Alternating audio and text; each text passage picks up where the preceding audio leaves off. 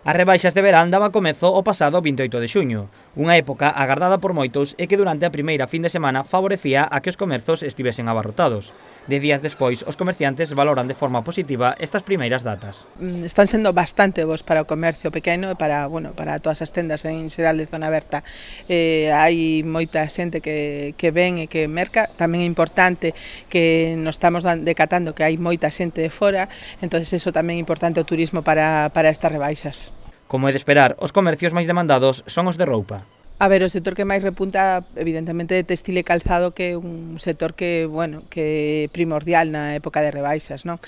Pero todo o mundo está notando este incremento tamén de xente aquí en Vilagarcía, en outros sitios, non? Porque a verdade é que moi tradicional vir a Vilagarcía mercar, eso fai que haxa xente nestes primeiros días de rebaixas. As vendas mantéñense na mesma liña en comparación con outros anos.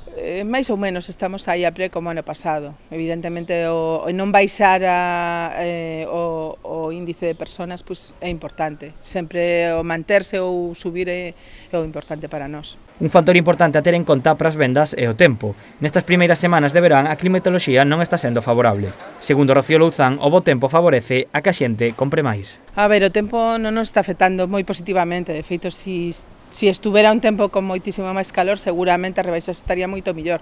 Pero sí que é verdade que houbo diferencia na época normal no período de rebaixas. Evidentemente, as rebaixas atraen moito máis ao público. As previsións indican que nos próximos días o clima de verán chegará por fin ao Salnés.